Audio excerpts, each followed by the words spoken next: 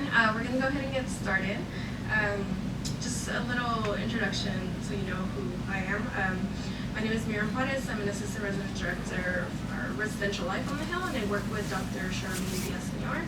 So I worked with her as well as Kimmy back there to put on this event and bring the amazing Sandy Rodriguez. So just a quick bio before I turn it over to her. So Sandy Rodriguez is an artist and independent educator. Her artwork investigates the methods and materials of painting across cultures and histories. Her most recent work includes Codex Rodriguez-Mondragón, a series of maps and paintings about the intersection of politics, history, and cultura. Raised in San Diego, Tijuana, and Los Angeles, she has exhibited in San Diego at the Museum of Contemporary Art and in Los Angeles at the Art, Practice, and Self-Help Graphics. This fall, you can see her work at Riverside Art Museum, as well as the Los Angeles Municipal Art Gallery and the Music Center, the Performing Arts Center of Los Angeles County. Most recently, we want to highlight a very big award. So Sandy Rodriguez was honored with the City of Los Angeles COLA Master Artist Fellowship. So yay! And she can talk more about that and what that's going to entail.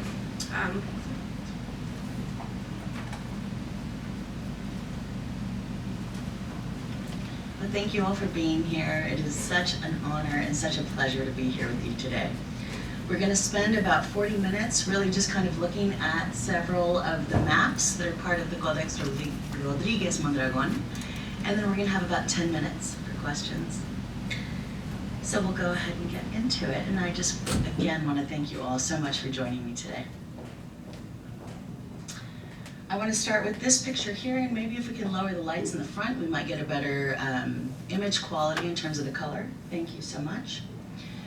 This picture is what I call the gateway artwork.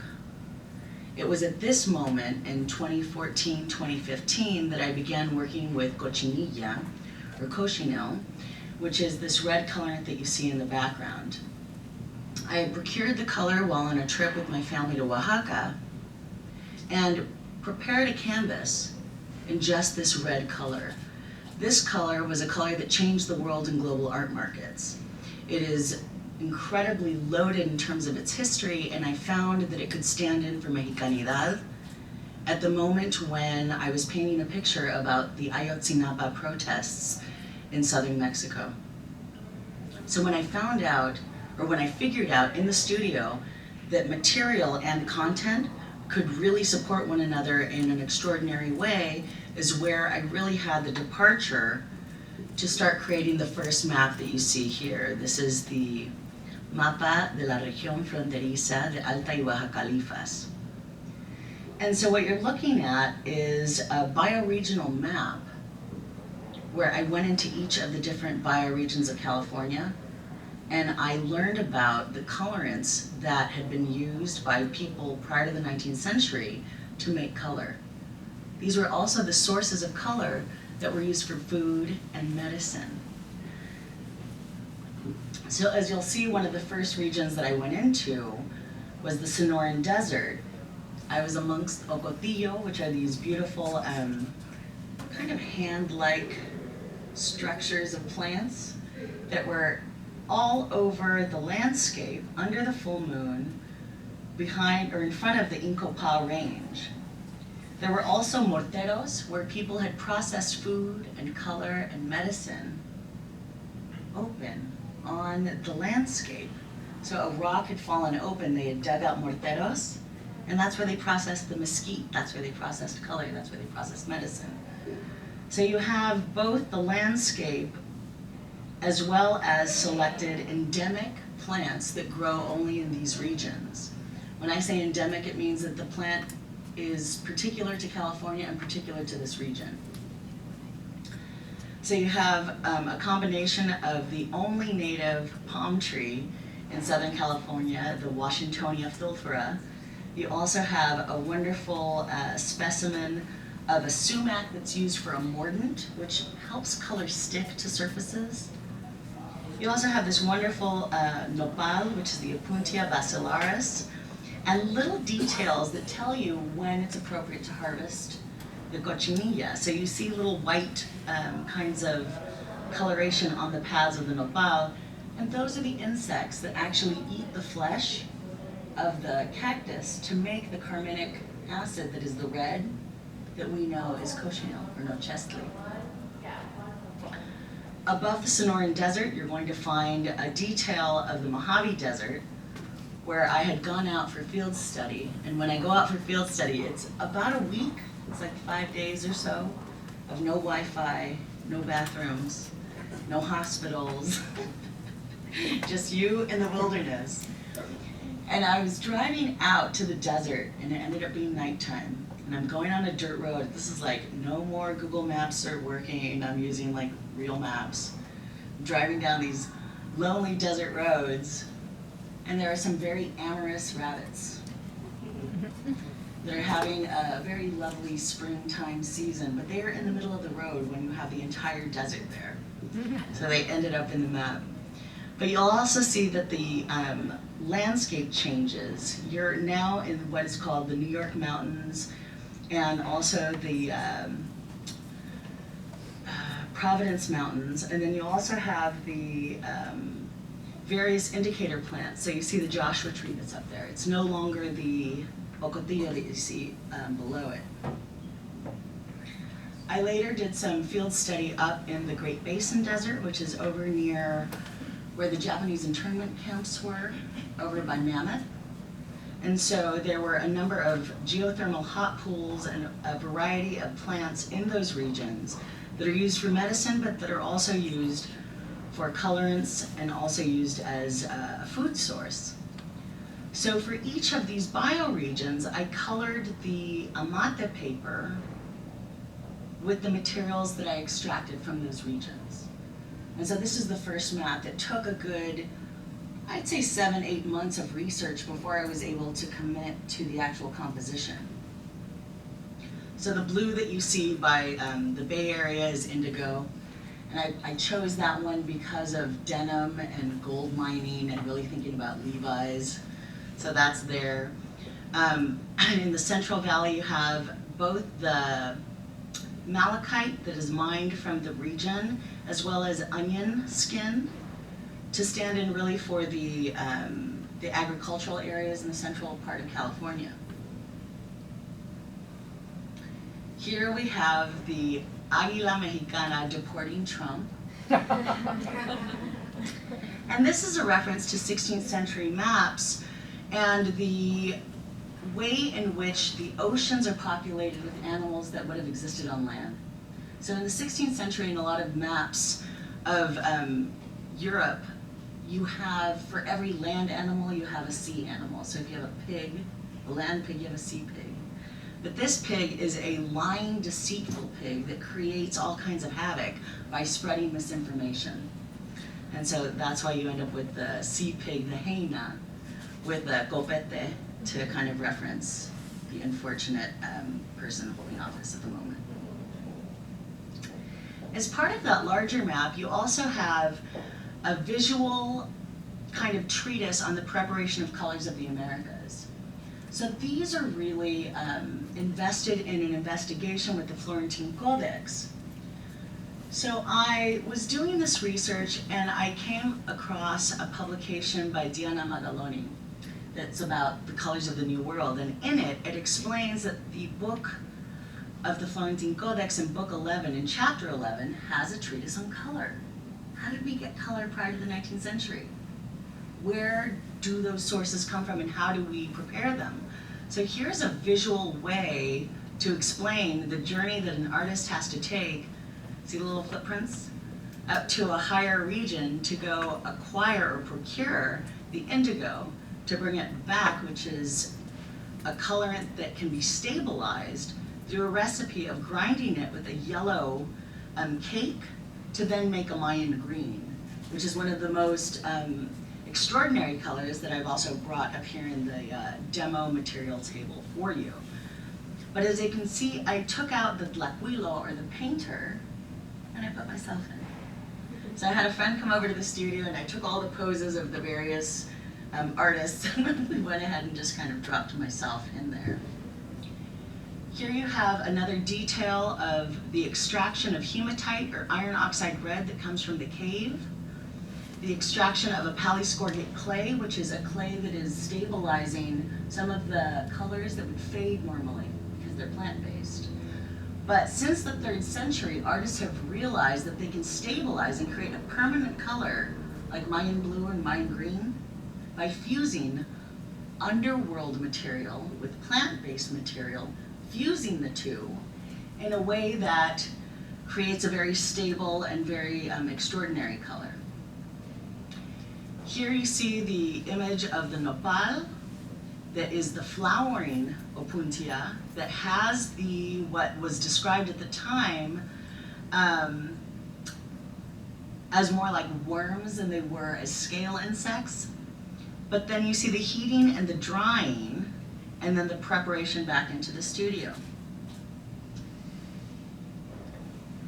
When I'm done with a field study, I come back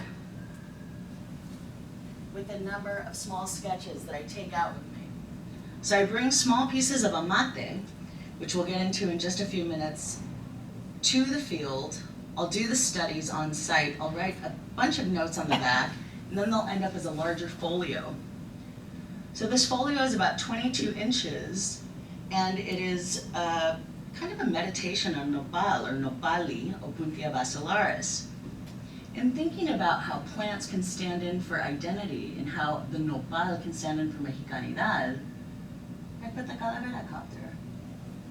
And it's painted in a walnut ink so that it kind of fades into the fibers of the paper. So the series is both maps as well as folios. Here you have the cempasúchil, and you'll notice that the names are written in 2 languages. And so one is in a prior to the 19th century language, and this is in Nahuatl. This one is the Latin binomial of tagetes erecta. So under Charles V, this particular marigold gets exported from Mexico to Africa. It's also known as an African marigold, but we know it as the flor that's used for the Dia de los Muertos altars. It's also the flower that stands in for the deity that is in charge of the natural world. So you have a very layered kind of botanical specimen, and then again with the calavera copter. This particular image is of palo tinto, or Hematoxylon campechium, which is an extraordinary colorant that was used from the 17th century to about the 19th century globally. You had pirates that would wait near Yucatan to capture boats full of this colorant because it can go 5 different colors. And textile producers throughout the world were able to create some of the blackest black robes that you would see on a variety of clerical and religious kinds of garments. The heartwood is the part that is actually used to create the colorant, and that's right up here in the front. But you can change that color just by adding acids or bases. If you add vinegar into the mixture and change the pH level, it goes like a golden honey color, brown. If you add alum, it goes a deep dark purple. If you add an iron salt, it goes black. Put a little bit of an ice cube into some of the purple solution, it goes hot pink. So you don't get one source of color, or you don't get one color from one source, you can get 5 depending on how you're treating it. So this is the kind of chemistry part where you're sitting there with your pH testers and you're kind of playing with all of the different recipes. Here you have milkweed, which is an extraordinary plant that was used prior to contact for a number of different medicinal purposes. But in the moment of contact, people are using it as pleurisy root. So this is used for a lot of lung congestion and a lot of issues with the lungs. This is the sole food source for the monarca, the monarch butterfly that carries the souls of the dead to the land of the dead. And so this was a really kind of extraordinary plant for me to think about. The focus is a little bit off on these, right? Okay. So the second map that was created, and I should mention these are 9 feet by 4.5 feet. This one was created at the beginning of 2018. So this is our pronósticos of the Immigration's Custom Enforcement raids of Califas. With this particular map, I had to go into Northern California to go find, harvest, and process a mushroom that grows in Northern California to make that yellow. I was looking for Golden State Yellow. I couldn't find it. I was trying every possible source, from achiote to cempasúchil to the leaves of the milkweed, but it was still kind of an acidy yellow. I wanted that bright Golden State Yellow, so I finally found it.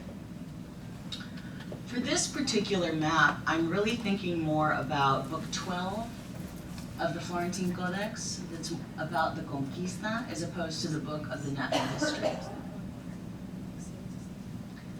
In Book 12, you have a number of pronósticos, or omens, that are foretelling of the invasion and of the conquest of Mexico. And in one of the first ones, you have this llama de fuego that's wide at the bottom and narrow at the top, and it appeared every single night, and it burned all night. And this was one of the omens, and so I, instead of including, again, the male tlacuilas and figures from the Florentine Codex, I took out those figures and I included people who I've been talking to and scholars that I've been working with. So left to right, you have Dr. Ella Diaz from Cornell University, who I've done a number of interviews and conversations with. Diana Magaloni, who is an extraordinary scholar who I've been doing a lot of research on her work around the colorants of the New World. My mom, who's right behind me, and my sister Elisa Rodriguez-Gibson, who's also an extraordinary scholar. So these are the women that I've been talking with, and that informed a lot of the decisions that I made when I was working on this piece. In Book 12 of the Florentine Codex, you have all of the Spanish vessels. You have men in full military armor. I took this moment to reflect upon all of the vessels and vehicles that are used by Customs and Border Enforcement in 2018. I just went onto their website. And so you have every boat, every unmanned drone, every helicopter, every kind of vessel that is hunting our neighbors and our colleagues and our friends. And so I swapped out the historic for the contemporary, and that is a Sikorsky UH helicopter that is being used to pursue residents and capture them in this moment of these raids.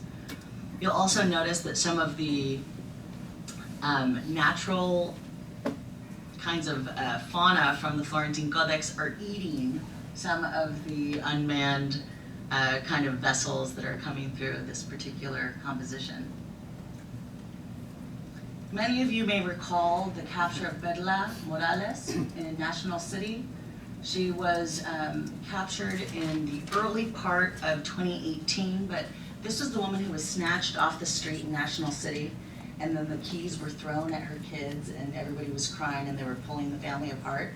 It was like a viral YouTube video, and it was on all the social media pages. But as these things happen, I feel a real opportunity to take screenshots from these things that are really difficult to process and include them in the work, so that these conversations and that these stories do not just get forgotten in the kind of scroll of our phones and in the time that we're living in. We also have the annual wildfires that take over most of our state, and I chose this moment to really pair the idea of the omens, the pronósticos, with the fires that ravaged the state. You also have a number of the detention centers where our neighbors are being held. So these are the immigration detention centers across California that you're seeing from a Google Maps kind of view. Here you have the arrest of Julio Salgado in San Francisco. So I took stories that were happening in real time, I took screenshots, and then I incorporated them into the artwork. Julio ends up being an extraordinary artist that works with UndocuQueer as an organization in the Bay Area. and it turned out that several of my friends knew his work, and I just hadn't met him yet. But it was a really interesting moment where I could reflect upon both the images of armored official figures with their hands on brown bodies. Here at the lower portion of the border, you see the coyote from the Florentine Codex above one of the detention centers. And then you'll notice that there's these kind of rashes, growths, a plague on the skin of California that appear at every moment where a detention center is located. And the range of the Incopal Range may be a familiar sight here, but it's kind of washed out, but it's meant to be just an indicator of the region that you're in, along with the Ocotillo and the Choya.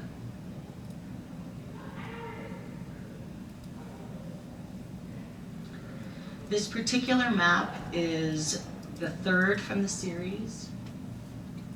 This is Mapa de Los Angeles for the 35 Angelinos that were killed by police in 2018. At the moment when I finished this map, I had only plotted the deaths of 21 neighbors, because this work had to be taken to be photographed and then exhibited. By the time I did the talk at the gallery with this map, 35 people had been killed by the Los Angeles Police Department, in their front yards, on their streets, on their way home. And so while I included this beautiful nocturne sky filled with comets, constellations, and these omens of the lechuza, the owl, kind of foretelling this kind of particular moment, I also tried to include a number of the botanical specimens that were from the regions, like the creosote, like the toyon, like the manzanita. And I also included, again, a number of those smaller fauna elements from the Florentine Codex to just kind of travel between time. It was a pretty challenging map to work on, because there is an actual website on LA Times page that is about the neighbors that have been killed by police, and it gives you the exact history, like what happened, where they were, and then their families all post notes afterwards. And what you found more times than not was that they were people of color, and that they were people who were battling mental health. And so having to read those stories as you're working on the map can be pretty heavy. But I'll tell you, it was one of the most kind of intense ones to work on, because there were specific names for every single dot that you see on there. And here you see the installation shot with my calavera copters that are just overhead, and those are acrylic and they're hand painted. So they become kind of kinetic light sculpture, and they surround the installation. So the shadows are pretty subtle, but they come and go as the lights kind of change in the gallery. You'll also see the creosote that's on the right-hand side, and that's really standing in for the desert communities. You'll see the sauco, or the elderberry, that's on the left-hand side, and that's really standing in for the Santa Monica Range. So I have a little bit of the kind of transverse range as it's connecting, but there's another map that I'm working on presently that is going to have a more detailed view of the ranges that cross east-west across Los Angeles. Here's another detail. And I'll tell you that for the maps, when I'm working on them, I do morning beach walks. I live over in Mar Vista, and the egrets are always out there walking with me. And so you have to just kind of bring in some of the joy and bring in some of the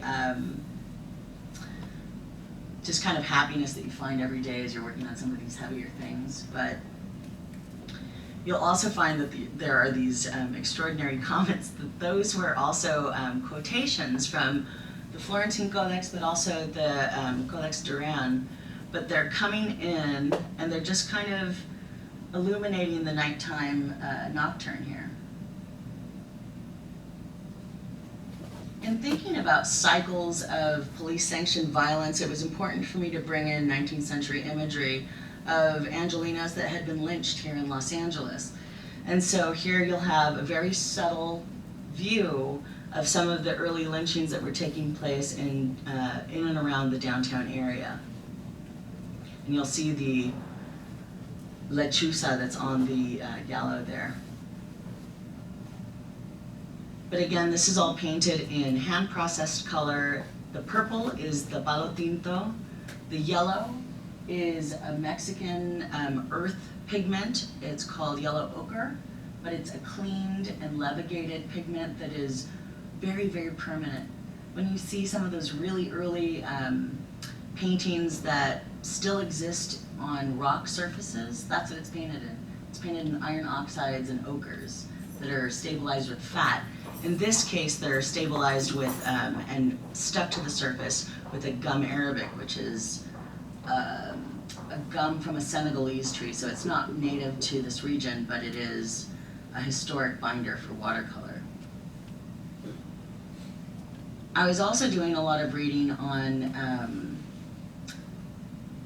large state-sanctioned killings in the colonial period. And so that's why you have this reference to the skull rack over here on the side, which is also a reference to the Florentine Codex. I couldn't find the images that I was looking for, but I felt it was a strong enough connection that I could drop it in.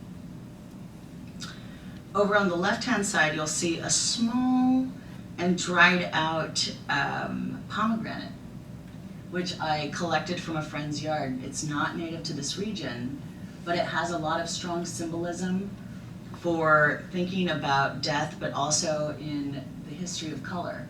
So the bright yellow that you see in this particular map in the stars is made from that particular source. And that bright, bright yellow is the crushed skin of a pomegranate. When you think of a pomegranate, you don't think of yellow coming from it, you think of a dark red. But when you dry it and you crush it and then you boil it and then you bind it with some gum arabic, you end up with that bright, gorgeous yellow.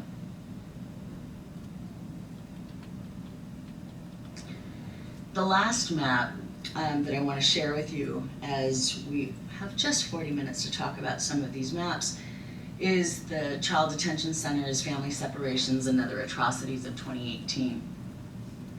For this particular map, and for all of the maps, I go into the different bioregions and I do field research.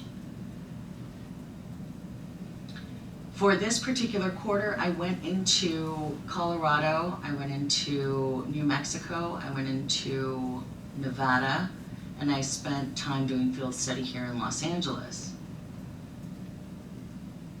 Again, this is about 9 feet by 4.5 feet.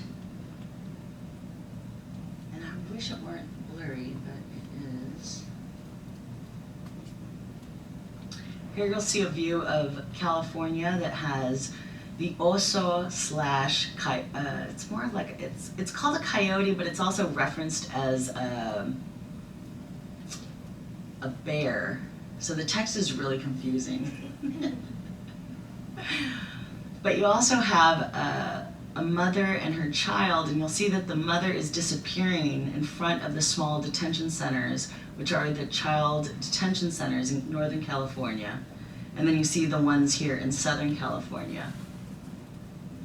On my beach walks, as I was trying to figure out what comes next with this map, I found a lot of feathers that belong to the pelican. When I find feathers and I'm on my walks, I go back to the studio and then I go down these slippery slopes. And I research in the Florentine Codex, what was the text? How did we describe, how did we come to know this particular waterfowl?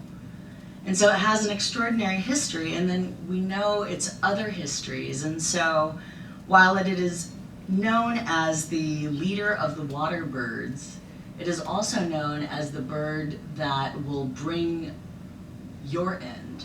If you try to hunt it for 4 days and you cannot capture it, It is said that the pelican will summons the wind, make the water so that you have to basically sacrifice yourself and you have to go out and prepare yourself for the end of your life. And so it was, again, this moment of playing with the text, the 16th century text, but then also playing with the modern period and then having it kind of go backwards and forwards. Over here, you might see, it's a little easier to see on this one. See the shadow of the families just kind of crossing the border there? So sometimes when I'm out in field study, I won't be in a tent, I'll just be in a sleeping bag out in the middle of the desert. And when you sleep in the middle of the desert, you have this full kind of cinematic experience. As the moon tracks across the rocks, you end up with a whole show across the rock facade. And so while you may see people's faces, you may see families migrating, you may see whatever, because you're just waking up for a second when you hear a sound, and you're looking, and you're like, okay, you go back to sleep.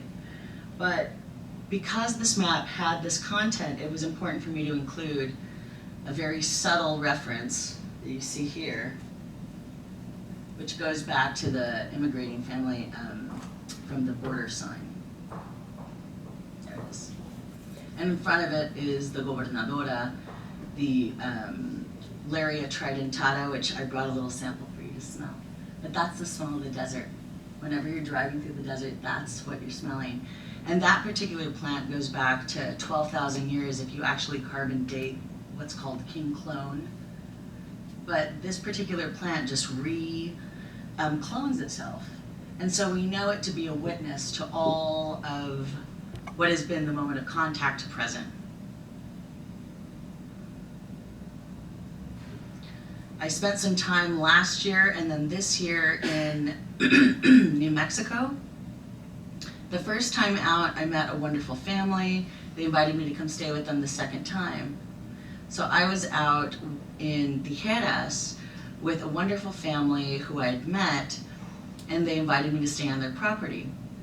So this family was wonderful, and they helped me kind of process and collect a number of specimens from their acreage. Her grandmother was the curandera for the area, but she was also the woman who did the embalming if your family member passed, and she was also the person who brought your children into the world. When I found this particular type of lichen, which I also brought for you to smell, this is the lichen that was used for embalming, for medicine, for perfume, and for color. And I got the recipe from reading about it on a blog that was created by an archaeobotanist who basically studied the remains of ancient plant materials and ancient vessels. And so using her recipe, I was able to process that particular lichen into 3 or 4 colors. It was also in New Mexico when I had the opportunity to visit the seminario where my father went to school in the late 60s. So I was up on this trail in Montezuma, New Mexico, when I found a feather laying by a fish on a trail. It's a weird thing to walk across. And you're like, okay, well, you appeared to me for some reason. Now who are you? What are you? So I bring the feather back, and I think I have the feather in my bag. But I make it into a pen, I start drawing with it. But I'm like, what are you the feather of, right? So I had a residency with the Natural History Museum here in LA. So of course, I take a picture, I send it to their ornithology folks. I'm like, okay, who identified this bird for me? I was hoping it was a hawk, but it ended up being the great horned owl, which is extraordinary in and of itself. So that's why it ends up in the portrait, along with the Apuntia phaeacantha and the juniper. So every detail and every single map has a whole story that goes with it, along with field study, along with really kind of understanding how it was kind of understood at the moment of the conquest as well as present. Which brings us to a part of the country that I have to get to this year in field study, which is Texas. And so here what you're looking at are the Tornillo tents in the tent cities, along with all of the child detention centers right up at the border. You also have images of the children that are asleep under emergency blankets. And then a reference again from the Florentine Codex of the weeping women at the, just over the border side. So you see that there are a number of elements that are woven into this larger piece. And even the little javelina up there in Arizona.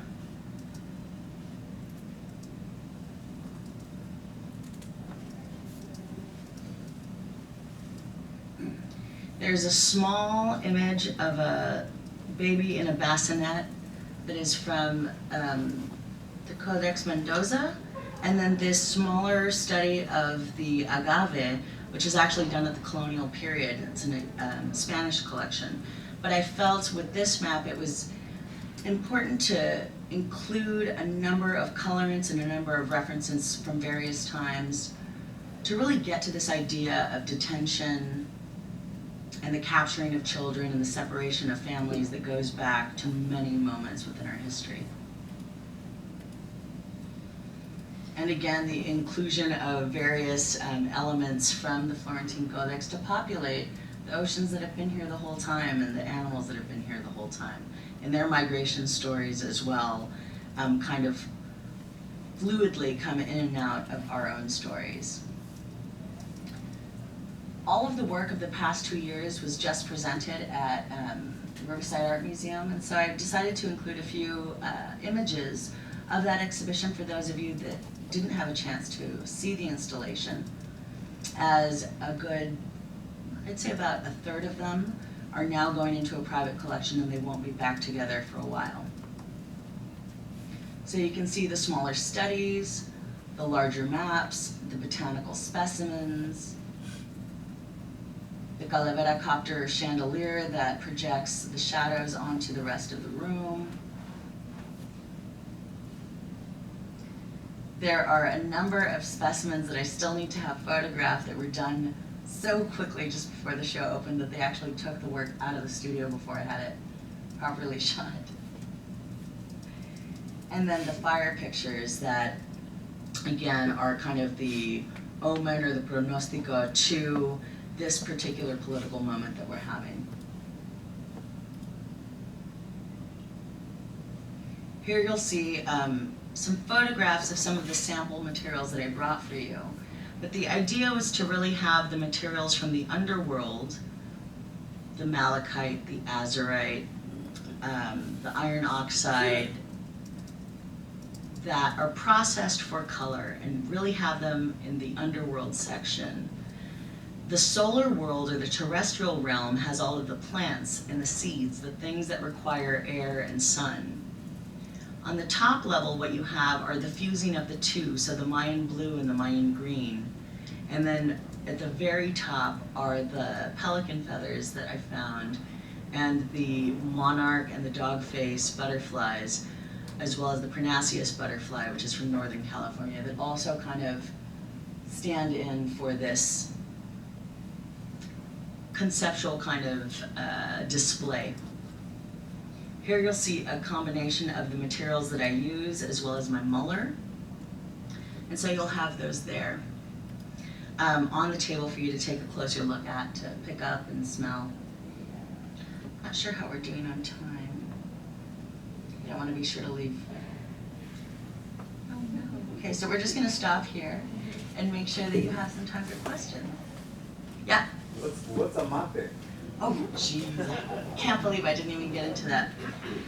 So amate, and I brought a wonderful sample here for you guys to handle. Go ahead and pass this around. Amate is a sacred ceremonial paper. I like to call it outlaw paper. It is made out of a mulberry, which is the interior bark of a tree, and then the exterior bark of a wild fig. This paper has been hand processed, meaning that it's been pulled from the tree and then simmered in a lye solution, which is the water that's the kind of the runoff from making nixtamal. So once that's simmered, the fibers are very soft, and then they're masticized or knit together with volcanic rock. This paper is used by a number of folks for religious purposes, but also to document history. At the moment of the conquest, it was considered something that needed to be destroyed. It was then made illegal and outlawed for you to possess or to own it. And so I felt it was the perfect support for telling the stories that need to be told at this moment. Do you have other questions? Yeah. What's next? I am working on a double panel of Los Angeles, where I have, at the moment, a 9-foot rainbow using all of the colors of this region. I've got grizzly bears all over the Los Angeles basin, serpents all over the place. But it's going to tell the story of caging of Angelinos from the 1600s to present in a very kind of particular way. But it's going to be the work that I'm creating for the COLA exhibition that'll open in May. Do you have other questions? Yeah? Can you say a little bit more about the Calavera copters? Sure. The Calavera copters are something that started when I lived in Hollywood. In Hollywood, there's a ton of helicopters. And I was working on an exhibition called Three Strikes, if you remember back in 2000, where they were basically railroading youth of color and putting them into life sentences by doing all kinds of things, like reducing property damage from $5,000 to $500. So if you scratched a bus bench, that's a felony. So I started with the Calavera copters then, but they were LAPD copters. And so they have hovered over my landscapes for about the past 18 years. But in this particular political moment, it's important to think about not only the Calavera copters that exist in Los Angeles, but the ones that are mobilized throughout the state. And so really thinking about the number of air vehicles that we have at our disposal for policing our own residents. So we have more helicopters than most industrialized nations, but it's really an opportunity to control communities and to really have this panoptic eye over a very large and very densely populated Southern California region of 34 million people.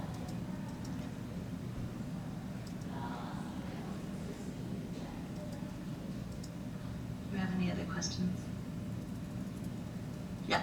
Can you talk a little more just about the use of materials, the significance of using Sure. materials from that specific location and what that means to you and your work? Absolutely. So one of the things that was really transformative for me was to understand that Nahua painters had a codified way of communicating with the people of their own time about ideas based on the materials that they're using. I took that as a cue to really think about how do you conceptually use colors to stand in for larger ideas.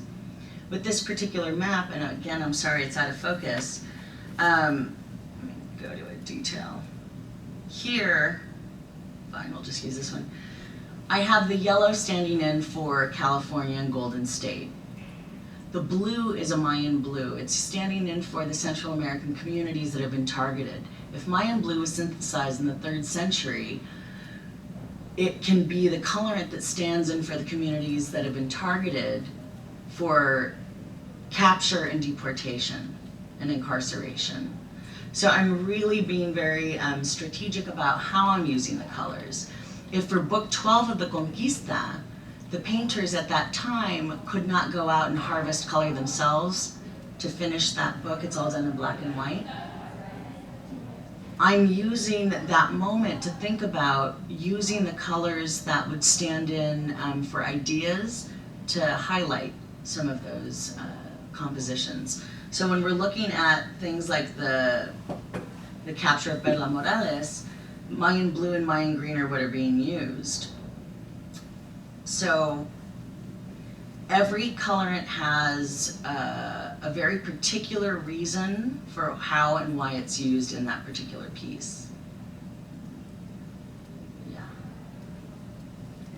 Mhm. Following on from that, can you say a little more about why the paintings are only, some parts seem like they're monochromatic and then some parts are colored, and how that relates to your research? Or Sure. because it seems very deliberate. It's very deliberate, it's very intentional. You'll see that certain areas have no color. I didn't spend time doing field research in that area. So until I go and actually spend time with the landscape, spend time with the plants, spend time with the history of that site, I can't speak about that site. So I'm really thinking about my relationship to the physical landscape there and how I've come to know some of the resources of that place. So when you're looking at, where is it? I mean, with the views of Los Angeles, I've lived all over Los Angeles, so it's kind of different. But when you're looking at this map, I haven't, hit a lot of those territories, which I will finish up in 2019 before moving on into Baja.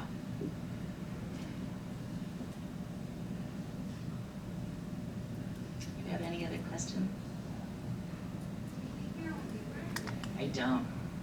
I focus on collecting the specimens, processing the material into color.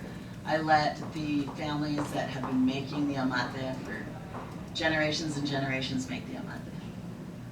So where does it come from? It comes from Puebla. In terms of the use of the form of Codex, I was wondering if you can speak a little bit about the relationship to colonialism and our current political moment. And also the other question that I had is the use of paper, particularly in relationship to information,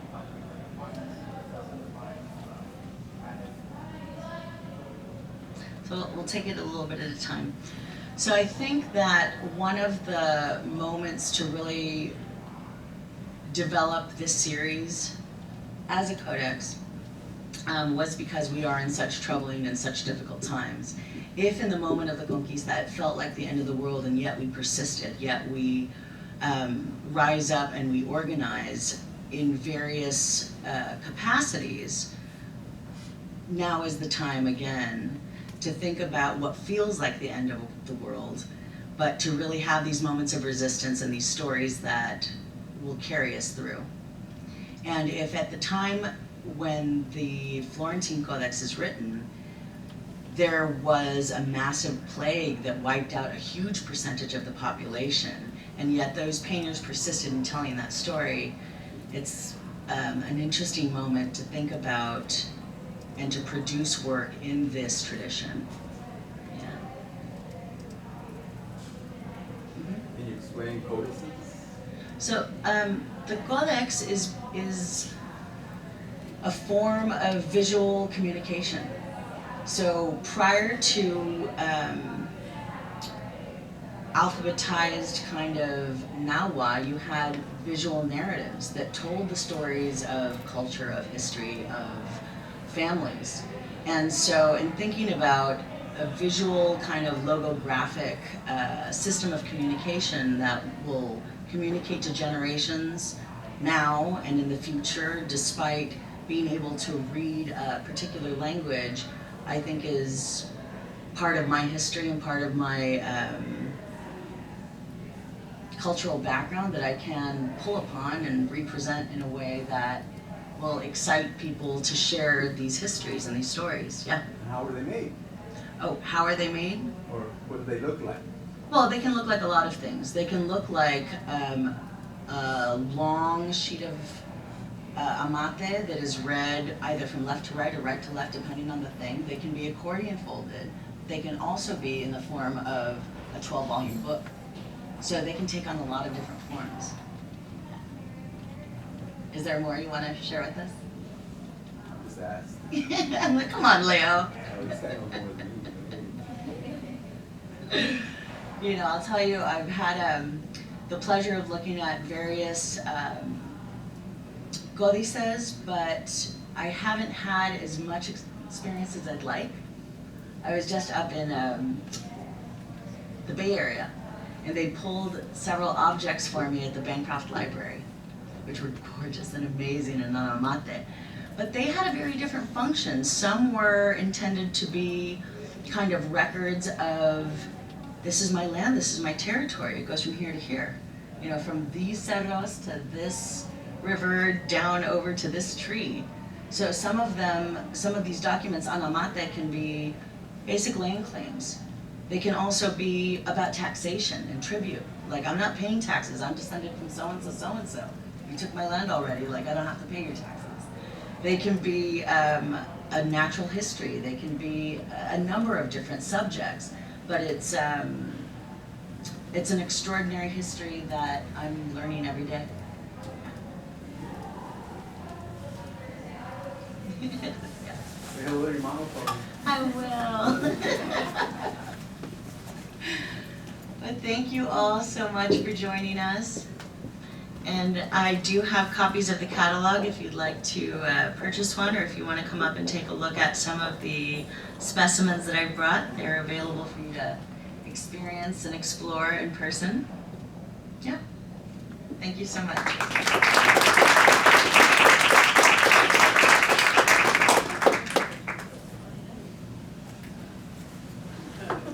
So were you responsible for bringing her?